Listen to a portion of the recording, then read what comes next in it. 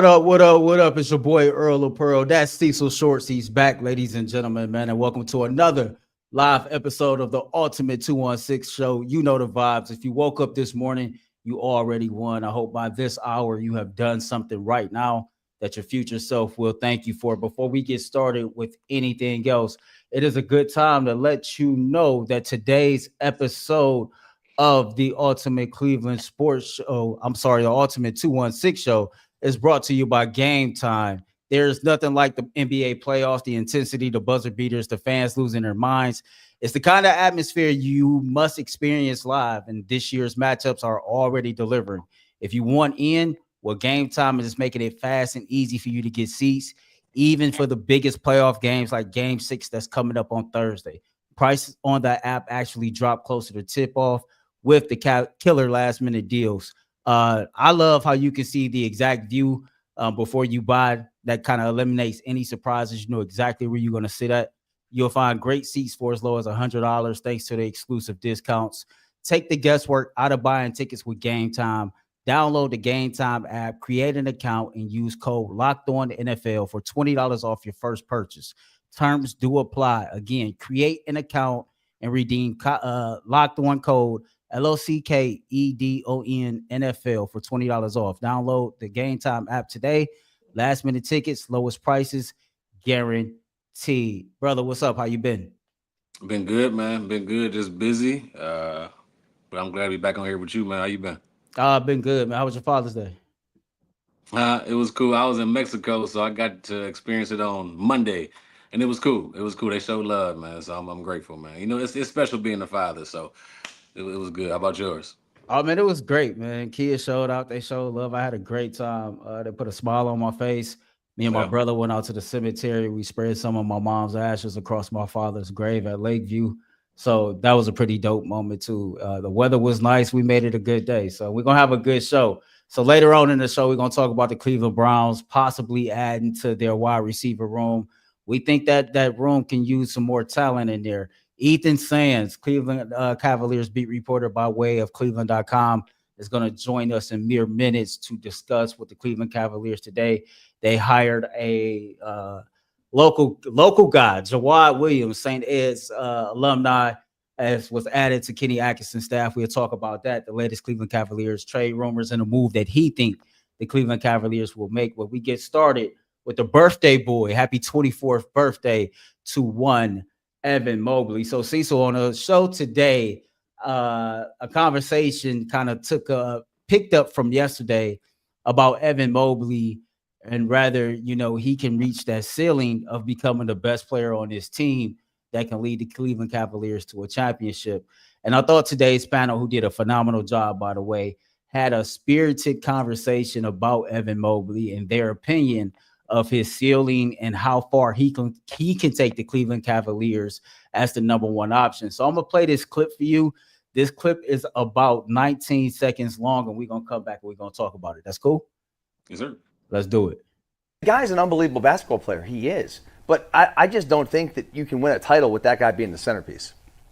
Well, then they're screwed. You guys have consistently said that. Well, I said their only chance that I believe of actually winning a championship is if he is their number one. And I agree with you guys, but I just don't think it's going to happen. And I think he can. Well, that's a different conversation. Yeah. So that was from earlier today on the Ultimate Cleveland Sports Show. If you missed anything from earlier's episode, man, make sure you go back and check that out after today's show.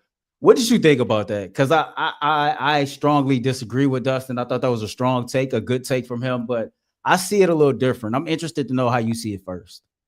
I get so frustrated, and I love Dustin, but I get so frustrated when, we got to realize he just turned 24 today. The boy is young and only getting better. You can't expect somebody to be all world in, I believe this was his fourth sean or third. He completed his fourth season, right? Fourth season. And he improved. 18-10 this year? I thought he's on the brink of being exceptional. I think he can be the centerpiece. It is just he has to continue to work on his game, and that's just part of it. I'm watching OKC, and I'm watching them young boys in the finals and what they're doing. They didn't give up on their young players. They continue to develop them. They brought in people to develop them. They surrounded them with talent. They added key pieces, and then you keep it moving. But to say he can't be the centerpiece and win a championship with him, I just don't agree. I think he's special. I truly, truly do. If you look at what he can do in the three-point game, look at what he can do in the down low. He can spread the court. He can move. He can run. It's nothing he really can't do. It's just about him continuing to get better. And to let somebody like that go, or you can't, or you don't think, not letting him go, but you don't think he can be the centerpiece and you build. I truly think you're crazy, because this dude can be a unicorn type player for a very long time. He's only 24 years old. So at 24 years old, Evan Mobley is already an NBA All-Star. He made the All-NBA second team this year. He's won the NBA Defensive Player of the Year. He's a two-time NBA All-Defensive First Team guy, NBA All-Rookie First Team, and he was the runner-up for the Rookie of the Year award. You know, I don't know too many players at 24 years old drafted in the top 3, not named LeBron James, who can say that they raked up that many accolades within 4 years of their career. And I think that the fact that Evan Mobley is still ascending as a basketball player and is already shown to be elite in certain aspects of the game, it says a lot about exactly how high his ceiling is. You know, when he came into the league, and we had talked to Ethan more about this, but one of the things that stood out to me right away was a lot of the scouts already kind of touted him as a premier defensive player, and he's done nothing but live up to that since he's been into the league. And what makes that even more appealing is he's doing that and he still has not grown into what's going to be his quote unquote NBA body yet. And so to be able to hold your own on the defensive side of the ball in this league when it's grown ass men, especially playing in the post, I think it says a lot about his skill set. We all know like the playmaking ability, being able to bring the ball up court, right? And so things like that, different aspects of the playmaking side of his game, it stands out to me. You know, I think that Evan Mobley did a great job of increasing his range and becoming more of a three-point threat this year. And I think that's something that he's going to continue to develop and continue to work on. If the offensive side, the whole getting the bucket aspect of Evan Mobley's game is the last part that we wait to be developed on, then I think he's ahead of whatever expectation that can be set for him. Because if he's still figuring out what his go-to moves are in the post, if he's still figuring out what his spots is when you're shooting from 3, and he's just becoming more confident in that aspect, man, like he's a beast waiting to happen. It's like a bomb ready to explode. Like it literally is. And for anybody to not see that, it's frustrating, because he's only 24 years old. Like you mentioned, his body's not even fully developed. He's still coming into his own.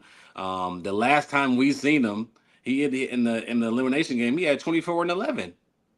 Like the last time we seen him, he was balling out there. Like, so he's still, yes, he's not there yet, but this dude can be a centerpiece for a long time in a Cleveland Cavaliers uniform. Like I can see him being a centerpiece another 8 to 10 years as he continues to develop his body, his game, and things can be real special. So one of the arguments that took place was, is he a top 10 player in the NBA right now? I thought we had a lot of fun with it on the show. You know, Bull kind of made the argument that he doesn't view Evan Mobley as a top 10 player. Mike kind of countered that argument. Well, if you go on what happened this year, based on how everything played out, technically he was one of the top 10 players in the NBA. When you rank overall players in the league, is Evan a top 10, top 15 player to you? Off the top of my head, no. I don't see him top 10. He was an all-star. You could argue top 15, but I feel like there's 10 guys out there that's better right now. Now, if you ask me, is there 10 guys has a brighter future than what he has right now? I don't know about that. I think that's a different conversation. But 10 guys better right now, I would say there is. He's probably top 15. But to me, if you're top 15, you're still a centerpiece. Like you still start on every single team.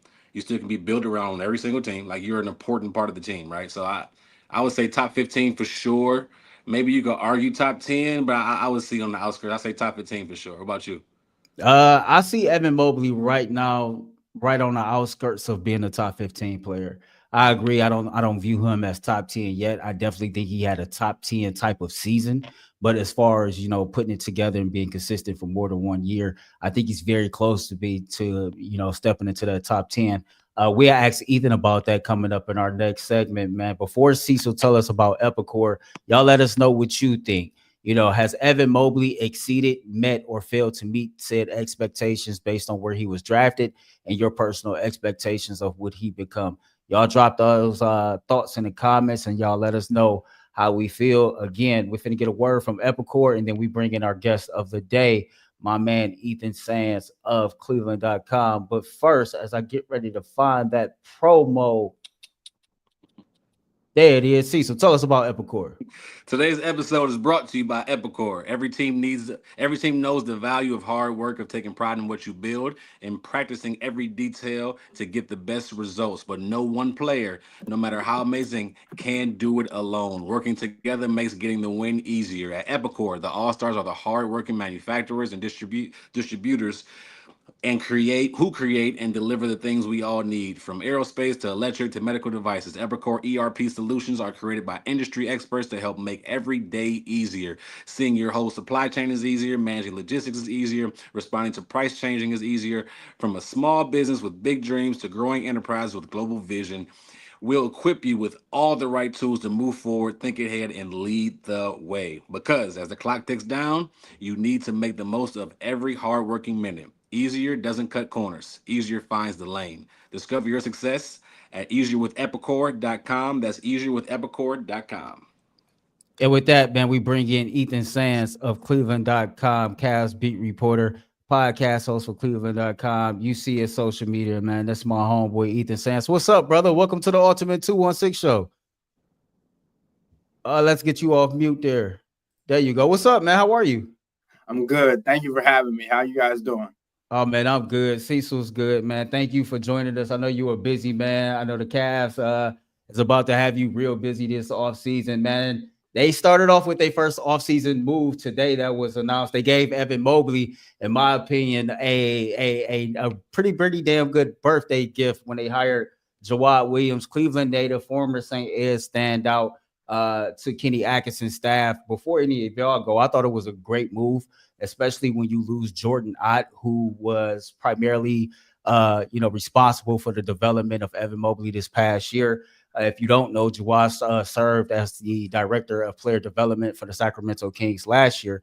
And when you just look at the extensive playing career, right, over 15 plus years of a decorated pro career, some NBA time spent as well. You get a guy who played internationally, who understands the international game, the international rules. You get a guy who has the NBA experience from a coaching standpoint and a playing standpoint. You get a guy who was a four in the NBA, and we all know how important that position is in today's league. And you get a guy from a toughness standpoint that can be added to this organization and on the coaching staff as far as personality. And I think Evan Mobley can get another coach that will continue to help him develop. Ethan, one of the things that he, being Kenny Atkinson, did very well was surround himself with guys that could be a buffer between him and the players last year. And as you lose two assistant coaches this year, I think he did a damn good job of replacing those guys with just this hire. What was your thoughts of it?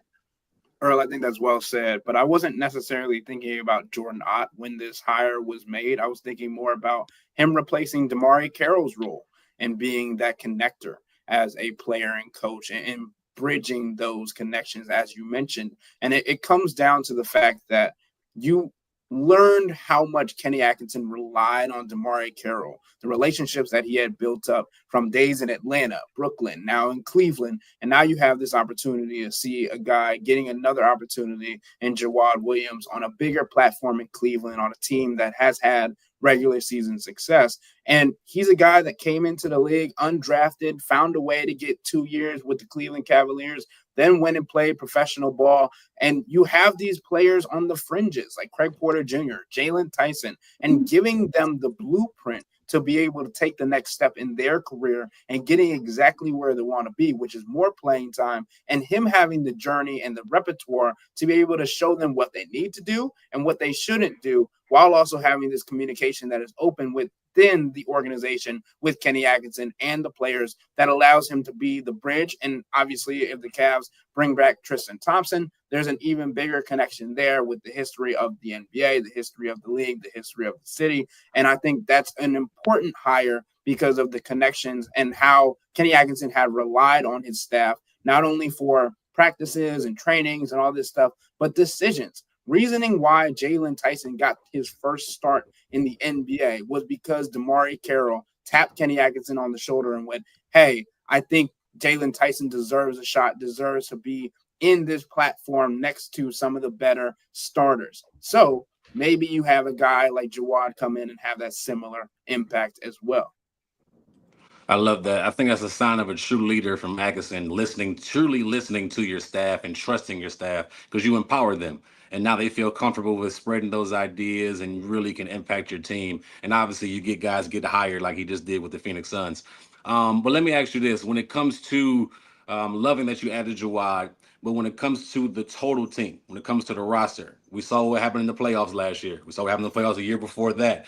Do they need to add any pieces, get rid of any pieces? I know it's been a lot of talk, but what are your thoughts there?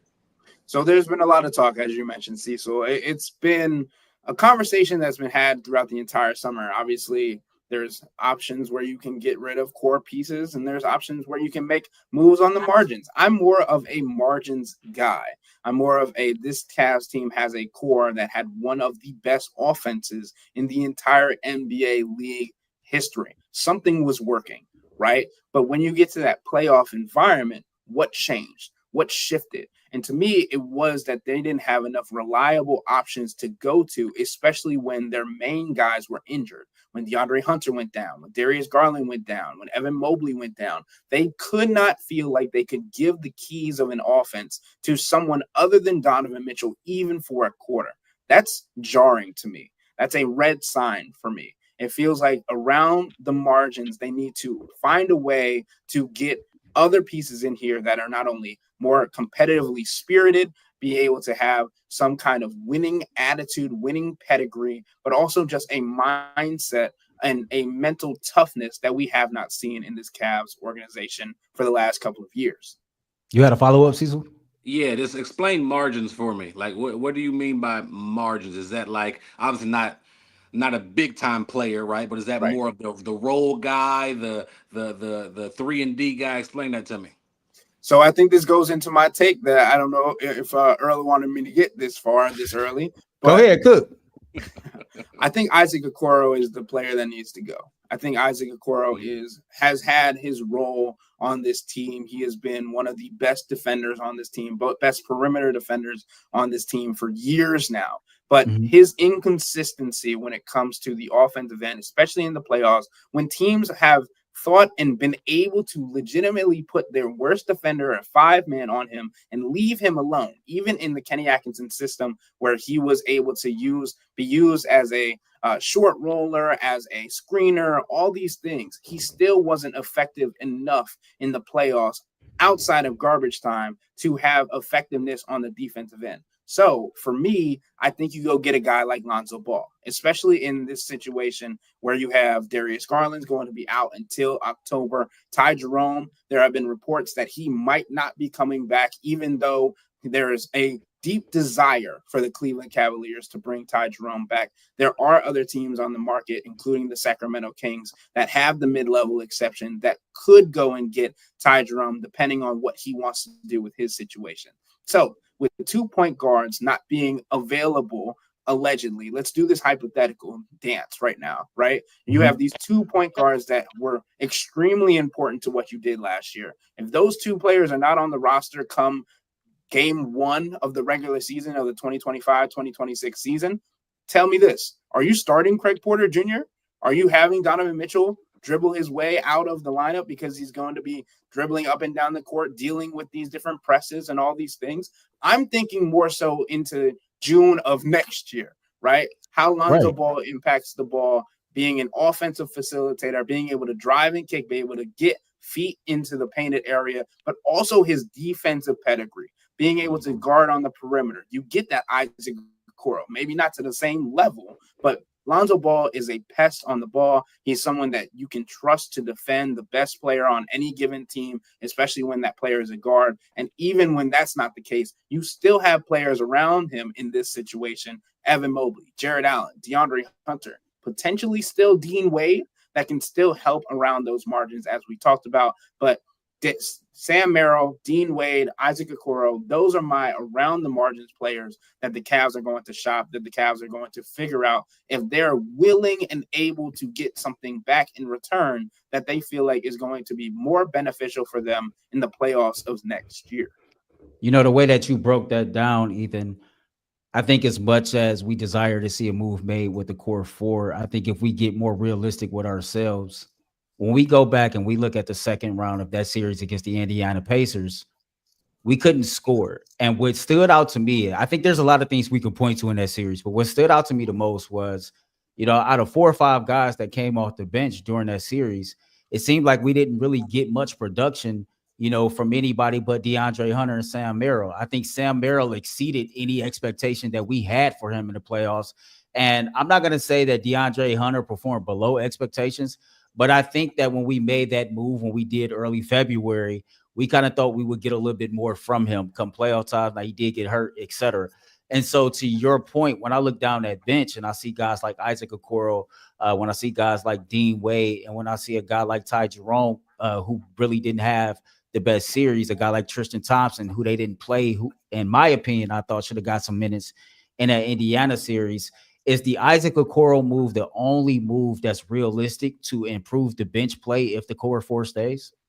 I think that's the most realistic, right? Because you talk about his contract, he's making $11 million next year. And obviously, not to get too nerdy on your show, but when Lonzo Ball's contract transfers into his 25-26 season contract, he's going to be just making $10 million.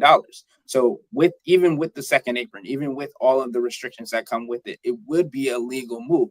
Say that the Chicago Bulls are going to want a little bit more after the Desmond Bane trade, and you think about how many picks they got out of that, right? Maybe the Cavs throw in a future second round pick, and you say go about your way, because obviously we also know that the Chicago Bulls went and got Josh Giddey in a direct trade for Alex Caruso, arguably giving up a better player for a better score. Now you get more defense in a rebuild situation. Also, it's been reported that the Chicago Bulls have made not only Lonzo Ball, but Nikola Vucevic and Patrick Williams available, because Josh Giddey, who was a restricted free agent, is expected to sign a 5-year deal worth over $30 million annually this offseason. So you might need someone like Isaac Okoro to round out that kind of offense, round out that kind of team, and he's not going to cost you as much as some of these other free agents and offseason moves that the Chicago Bulls might make. So for me, realistically, that's the best move on both ends,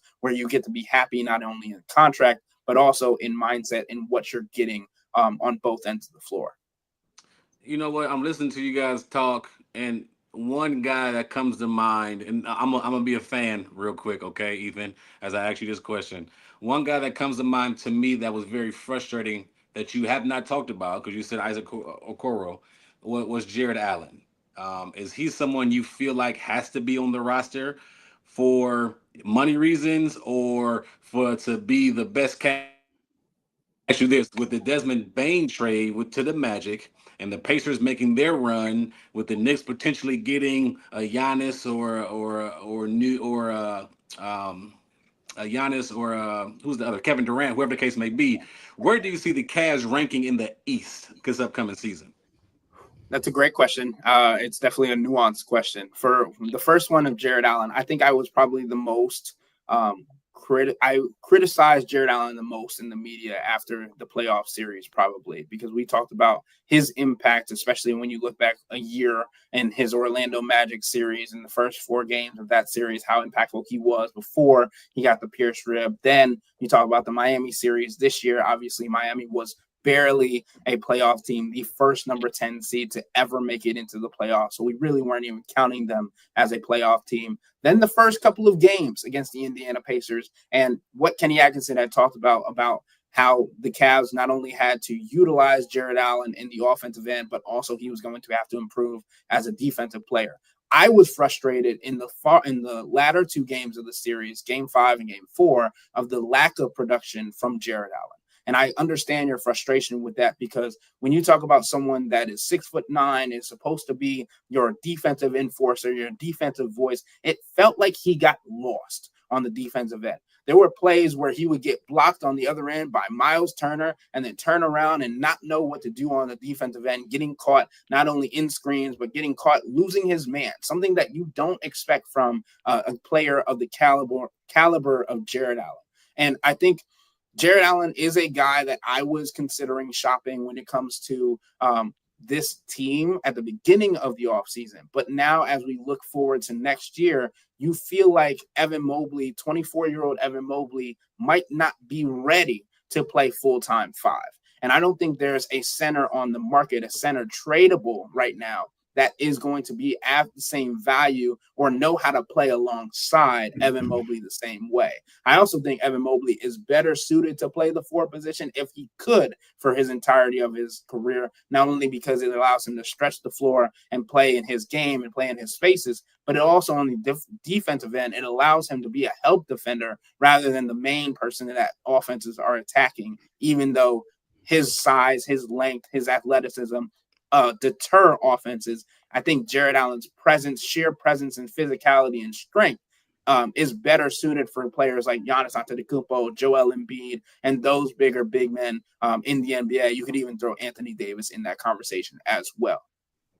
All right, so you mentioned Evan Mobley. You know, we opened up this show talking about Evan Mobley again. Happy 24th birthday to Evan. You know, you mentioned that the Jawad Williams hire to you was more of a parallel to, DeMarre Carroll. And so this is a 2-part question. I guess I will ask now, well, is there another assistant coach coming in, or is there somebody else that is on this current staff that will kind of replace Jordan Ott in that role that kind of primarily served Evan Mobley? And then there's been a lot of talk about, where Evan Mobley is in his development, or whether he can become that guy that can lead this team to a championship. So 2 parts: who serves that role of Jordan Ott going forward? And what's your opinion of where Evan Mobley is after, completing his 4th season in the NBA as far as his trajectory? I think it's important that you mentioned Jordan Ott, right? Because he was the major developmental piece when it comes to Evan Mobley and all those things. But the fact of the matter is, what sources have told Cleveland.com is that they are going to try and lift from within, right? So I don't necessarily have the exact names, but if I were to put my eggs in a basket, I would say Kenny Atkinson's the person to help him. I know Kenny Atkinson is more of a point guard player, but obviously they still have Omar Cook, who works with Darius Garland, and they still have Johnny Bryant, who works with Donovan Mitchell. So if I were Kenny Atkinson and I came into this organization and for his introductory press conference last June around this time, him saying that I believe Evan Mobley can be the best player on this team, can be a top 5, top 10, 15 player, as you guys were mentioning earlier in the show, I think Kenny Atkinson's got to put his money where his mouth is and be on the court with Evan Mobley, talking to Evan Mobley, showing him where and all these things. And obviously they sit down in film sessions and break down the plays. But I think if the Cavs know and have had the reputation and the rapport built up from within, I think Kenny Atkinson's the guy that has the most intel and the most reliability when it comes to Evan Mobley and what Jordan Ott was doing to help him elevate his game. And the other portion of this is it doesn't necessarily have to be a coach either. I think it's internal growth, it's internal mental toughness that Evan Mobley needs to develop as well, because there were times in the playoffs that we all saw where Evan Mobley wasn't touching the ball enough. That's on him, but also it's a product of his environment because guards are bringing the ball up. Sometimes Evan Mobley needs to just grab a rebound and go. Sometimes Evan Mobley needs to go down to the paint and call for the basketball. Sometimes Evan Mobley needs to set a screen and tell whoever has the ball to give me the damn ball, because that is exactly the type of player, the type of mindset that the Cavs need. I've been of the belief that Evan Mobley does not need to be the best player on this team for the Cavs to win a championship. But he has to act like he is. He has to think like he is. He has to play like he is. Donovan Mitchell is one of the best players in the NBA, top 10 currently, in my opinion. Evan Mobley, as we mentioned, fringe top 15, fringe top 20, whatever you want to talk about in that regard. So if Evan Mobley is going to be on this team, he doesn't necessarily have to be the number one player, but he has to play like it, act like it, feel like it, have the mentality of a number one guy, and you're going to go get yours whenever the time calls for it. That was strong. That's like the next level he needs to hit. I love hearing that. This is my last question I got for you. When it comes to Kenny Atkinson, where does he need to grow from this year to next year to really help the Cavs continue to be, or to the Cavs to get to where they're trying to get to? I think it's funny because Kenny Atkinson during the season had press conferences when he admitted to over preparing and overdoing things when it comes to certain matchups. At the beginning of the season, it was the Boston Celtics game where the Cavs wanted to get their get back against Boston in their first matchup, and Kenny had over prepared, gotten into everything in that regard. Right. And then he mentioned later into the season, hey, like there were times where I was different as a regular Kenny Atkinson and a playoff Kenny Atkinson. It felt that way this year, too. Right. I feel like he has to maintain whatever the principles, whatever the values, whatever got you to that point in this season, in this coming year. You have to stick with that in the playoffs. Right. Because there has been this constant thinking around the NBA like, oh, we have to shorten the rotation when we get to the playoffs. OKC hasn't. Indiana hasn't. Look where they are, right? And I think Kenny Atkinson relying on his players, relying on the coaching staff is something that allowed the Cavs to win 64 games. It allowed them to have such a healthy year. And then you get to the playoffs and you change what had got you there. And I think that is a reflection on just overcompensating and necessarily trying to force something that might not be there, right? And obviously, situation is it hurts them in this situation with Darius Garland getting injured. But I feel like if you don't shorten that rotation, if you continue to usher in belief into those players, that's just as important as the result of each game because of how they are going to react to the minutes getting differentiated. And sure, Donovan Mitchell is going to play more minutes than he did in the regular season. That's fine. But as soon as game one happened and Donovan Mitchell took 30 shots, I was like, oh boy, this might not be a good thing. This might be a red sign or a red flag when it comes to this team, because if you have to have him shooting 30 shots in a playoff game and you're still losing said playoff game, what does that mean about the remaining people on your roster? Hey, Cecil, dead ass serious. I sit next to Ethan most times in post games news conferences, and I think that was the very first question he asked Kenny after game one. First thing I was like, Donovan shot the ball 30 times today. Hey, bro, real quick, one last question. Don't have anything to do with the Cavs before I let you go. Do the Guardians win tonight? Dude, I'm gonna go yes. I'm gonna go yes. He laughed. That should tell you everything you need to know. Hey, man, Ethan, man, we thank you for taking time out your day, man, to join us on the Ultimate 216 show. I appreciate you having me on anytime. Absolutely. As we get Ethan out of here, man, Cecil, tell our audience about Monarch Money. Yes. Ever check your bank account and wonder where did all the money go? Between dining out, online shopping, and entertainment, it's easy to lose track. That's where Monarch Money comes in. Your personal CFO, giving you full visibility and control over your finances. Monarch Money isn't just a budgeting app, it's a complete financial command center. You can track all your accounts, investments, and spending in one place, so you can stop just managing your money and start building wealth. Surprising insights. When I start using Monarch, I realized how much I was spending on food delivery. Now I budget smarter and save more. It's an easy collaboration. Managing money with your partner is smoother than ever. You can track shared and personal accounts, set goals, and be on the same page without any of the stress. Take control of your finances with Monarch Money. Use code LOCKEDONNFL at monarchmoney.com for 50% off your first year. That's monarchmoney.com, LOCKEDONNFL for half off your first year. All right, man. We back on the Ultimate 216 show for our last segment, man. Don't forget to like, subscribe to the Ultimate Cleveland Sports Show YouTube page. Don't forget, tomorrow is Juneteenth. There will be no live show. Mikey McNuggets got an Ultimate Cleveland Cavalier show coming at you all. If you are watching this right now, man, thank you. Drop where you're watching from in the comments. Couple notes as we get ready to close today. The Cleveland Browns rookie Cecil will report for training camp on July the 18th. with the veterans reporting the 22nd of July. So everybody will be in camp for the Cleveland Browns on the 22nd. The rookies report 1 month from today. We have talked a lot about the quarterbacks, Joe Flacco, Shedeur Sanders, Dylan Gabriel, and one Kenny Pickett, but we have not spent a lot of time on who will be catching passes from those quarterbacks as we go through training camp and as we get into the regular season. Now, we done went through the voluntary workout portion. We done went through the mandatory minicamp portion. And, Diontae Johnson finally showed up. A few people I talked to thought, when he talked to the media, he was a bit defensive. They're not really quite ready to pencil him in as somebody to be a lock to make this team.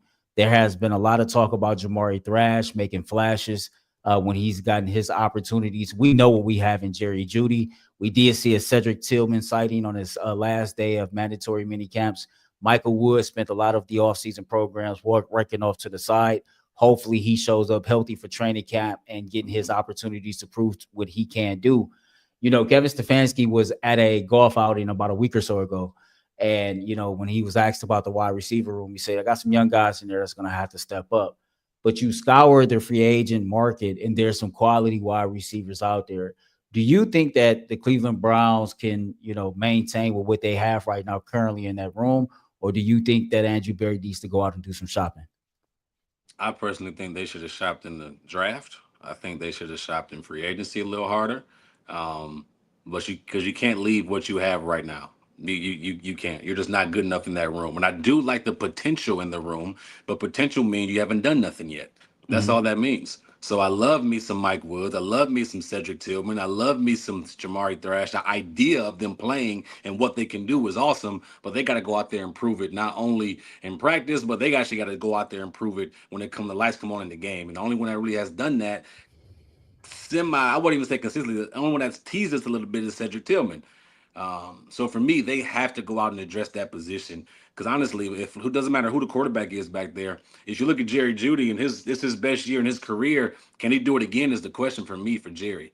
Can he go out there and do it again? I believe he had around 12 to 13 drops last year, which is alarming. That's almost a one every game, but he's still a guy that can get open. He's still young. He can do his thing. He's our number one here in Cleveland, but can he do it again, right? Can he do it with the pressure being on him again? And to take that pressure off of him, you got Njoku, you got Junkins now, you got Sampson, but you also need two other receivers that can go out there and consistently make plays for you. And right now, I don't see on the roster. Yeah, well, when I look at the situation, I'm with you. Jerry Jeudy has to go out there and duplicate what he did last year, I think, for a lot of people to be confident. But, I'm pretty confident he'll do it. The drops was alarming. But the reality of the situation is we are one Jerry Jeudy injury away from really looking at that wide receiver room and being like, oh, my damn, what are we going to do here?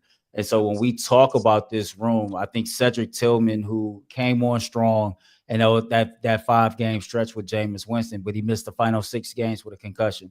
And so he has some promise, but we need to see him put it all together. Jamari Thrash really didn't get many opportunities to shine his rookie season. He's taking advantage of the situation that he has here. Diontae Johnson, we know he's a very, very talented wide receiver, but, last year was a rough year, and there's a lot of unanswered questions about, what he'll be able to provide to this team if he's available and if he makes this team and, he's all in. His speed can be something that, any quarterback should be able to capitalize off of. And so, just going through it, I like Michael Woods. I'm a huge fan of Michael Woods, and I would love to see him have a great camp and do what he can to make this team. We're going to take our last break, and we're going to come back, and we're going to give you a couple of wide receivers that we think the Cleveland Browns should take a look at. This last portion of the show is brought to you by FanDuel. The NBA playoffs are in full swing, and every night is delivering highlight-worthy performances, majority momentum shifts, and can't-miss moments. Whether it's a game-winning shot or a breakout player, there's never been a better time to get into the action. FanDuel makes it easy to stay in the game before tip-off and live for player props, performances trends, and same-game parlays. Fans have more ways than ever to play smart and win big. Y'all know me. I like to take advantage of the 30% boost during the playoffs, man, to put on that same game parlay between the Pacers and the Oklahoma City Thunder. How could a $200 bonus and bets add to the excitement if your first $5 bets hits? Easy. New to FanDuel. It's the perfect time to sign up. Head over to FanDuel.com/UCSS and place your first $5 bet. If it wins, you get $200 in bonus bets. Make every moment more with FanDuel, official sports betting partner of the NBA. So we talk about what we got currently in the room. And, we talked pre-show about a couple wide receivers that we would like to see the Cleveland Browns add. And for me, it was one Tyler Boyd. Had a tough year last year playing with the Tennessee Titans. Only caught 39 balls, 390 yards. Didn't really find pay dirt at all. And you look at what he did throughout his career, man, over 6,300 yards receiving, Cecil, 31 touchdowns while playing for the Bengals. This is just a savvy veteran who shows up, does his work, understands the assignment. I think he'll be a good locker room guy. I think he'll be a guy that can help Jerry Jeudy, a guy that can help the younger wide receivers from a veteran mentorship standpoint. And I think he'll be a cheap one-year rental, right? Because he is a guy, 9 years pro in the NFL, not too many years left. And I think this is how Andrew Berry typically does business with the whole 1 year, rental type thing. You look at the Cleveland Browns cap situation. I'm not sure if he's really trying to spend too much money on a veteran wide receiver. Of the veterans that's available that makes sense, I think you can get the most return on investment with Tyler Boyd, by spending a least amount of money. No, I like that pick. I think Tyler, like you said, is a savvy veteran. Had a lot of success with Joe Burrow and them in Cincinnati. Somebody, honestly, we're familiar with. Mm-hmm. So he's been in the AFC North. We know he's a tough guy. We know he can get open, have a really good career in Pittsburgh, I believe, come out of college. So I like that pick. My pick was Gabe Davis. I want somebody a little bit younger. And I was debating what I wanted to do with this. But if you look at his career in Buffalo, don't look at Jacksonville. Jacksonville was a struggle. Oh, lost me for a second. We're good. Jacksonville was a struggle. And it was just a bad situation to be in. But if you look at what he did in Buffalo, as far as taking the top off the offense, as far as being the deep threat down the field, as far as being making plays in clutch moments in different playoff scenarios, how Josh Allen trusted him down the field. And even in Jacksonville, the guys loved him in the locker room. The guys thought he was one of the hardest working guys there. He fits into the system. He can come here in Cleveland. He's only 26 years old. It can be a 1 year rental type thing still, see what he can do. But he can be a guy to help take off that top. You got Jerry Jeudy and then Njoku that can work the middle and do different things there. But you can make life easy, open up that run game with a Gabe Davis going down the field and giving him a chance early on. So I think Gabe would be a good fit if you had to pick from the available free agents. I'm interested to what you have to say as we get ready to close this program about this point. I noticed both of the wide receivers we picked are guys that can play outside, right? We know Jerry Jeudy plays outside. We expect Cedric Tillman to line up opposite of him. When we talk about guys like Diontae Johnson and Jamari Thrash, those are guys that's going to work in the slot. We just talked about, Cedric Tillman showed promise, but he missed a lot of time with the concussions. And so to add veteran guys that can play outside opposite of Jerry Jeudy, I think it does wonders to keep, the guys that play in the slot intact so that Kevin Stefanski can maximize on what their best skill set is. And I in the right ballpark with any of that? I think you're in the right ballpark, but I'm also thinking about Harold Fannin in the slot. Like that's my I love that mindset of having maybe 12 personnel in there. So you got Njoku and maybe Harold in the slot and letting Harold work the field a little bit because he's a smaller tight end. Just in case a Diontae or a Jeremy or a Thrash does not work out, you got those guys in the middle, those big tight ends that can do some damage in the slot, some damage on the field. So your mindset is perfectly fine. It's just a matter of what Stefanski wants to do and how he wants to look at it. Facts, man. Look, this has been an extended episode of the Ultimate 216 show. It's been a fun episode, brothers. It's good to have you back. Check out one of my Father's Day gifts. We always close the show with this right here. The whole be great and spread love, man. So I had to wear that today. I love that. I had to throw that on today, man. Y'all enjoy the Juneteenth holiday tomorrow, man. Until next time, man, for Cecil Shorts, I'm Earl of Pearl, man. Remember, be great and spread love. Being great come with a price. Spreading love, that thing is priceless, man. We love y'all. Peace.